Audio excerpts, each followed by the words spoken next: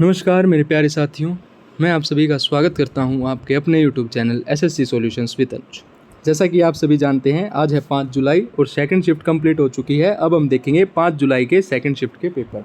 आपको बता दें, आज से हमने CGL का पेपर करना शुरू कर दिया है, जो 25 क्वेश्चन है GK के।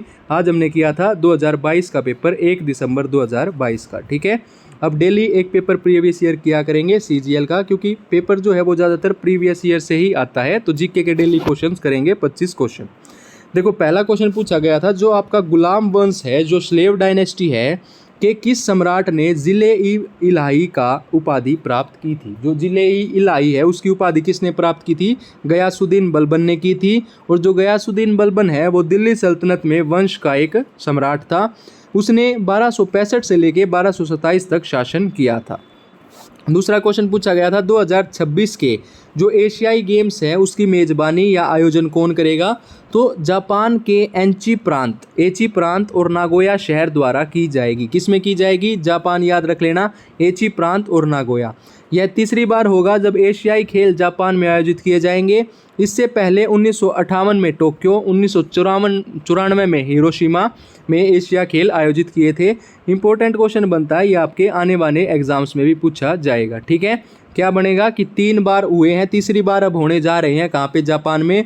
पहली बार हुए थे 1958 टोक्यो, 1994 हिरोशिमा, और अब होंगे आपके एंची प्रांत और नागोया शहर में होंगे। उसके बाद है संविधान पहली बार कब अपनाया गया था? तो ये आपका अपनाया गया था 26 नवंबर 1950 को। ठीक है, लागू कब हुआ था? 26 जनवरी 1950 को लागू हुआ था और अपनाया गया था 26 नवंबर 1949 को। भीमराव अंबेडकर, BR अंबेडकर को भारतीय संविधान का जनक माना जाता है। एक ड्राफ्टिंग कमेटी बनाई गई थी जिसके हेड भी BR अंबेडकर जी थे, और उसमें कितने मेंबर्स थे? टोटल 7 उसमें मेंबर थे ड्राफ्टिंग कमेटी। ठीक है, उसके बाद आता है महात्मा गांधी का जन्म कब और कहाँ हुआ था। देखो, महात्मा गांधी का जन्म 2 अक्टूबर 1869 को गुजरात के पोरबंदर नामक स्थान पर हुआ था। कब हुआ था? 2 अक्टूबर 1869। कल की शिफ्ट में क्वेश्चन पूछा गया था, नॉन वायलेंस डे कब मनाया जाता है? नॉन वायलेंस डे कब मनाया जाता है? ये भी आपका 2 अक्टूबर को मनाया जाता है। आज पूछा गया है उनका जन्म कब हुआ था। उसके बाद है न्यूनतम साक्षरता वाला जिला कौन सा है? तो वो हो जाएगा अलीराजपुर। मध्य प्रदेश राज्य में स्थित इसने औसत साक्षरता दर केवल 36.10 है। अगर ये आपसे न्यूनतम पूछा गया, मतलब कम साक्षरता वाला राज्य पूछा गया है, तो वो हो जाएगा आपका अलीराजपुर। ठीक है, अगर आपसे क्या पूछा जाए, ज़्यादा लिटरेट डिस्ट्रिक्ट पूछा जाए, तो वो हो जाएगा आपका शेरचिप मिजोरम, जो कि आपकी सुबह वाली शिफ्ट में आज पूछा गया था। ठीक है, उसके बाद अगला क्वेश्चन है, भारत के राष्ट्रगान के रचनाकार कौन है? तो रविंद्रनाथ टैगोर। 24 जनवरी 1950 को भारत के राष्ट्रगान को रूप में संविधान सभा द्वारा इसे हिंदी संस्करण में अपनाया गया था। ठुमरी जो है वो गायन शैली का संबंध किस नृत्य से है? तो वो आपका कथक से है। यह पूर्वी उत्तर प्रदेश में उत्पन्न हुआ है, मुख्यतः लखनऊ और बनारस में।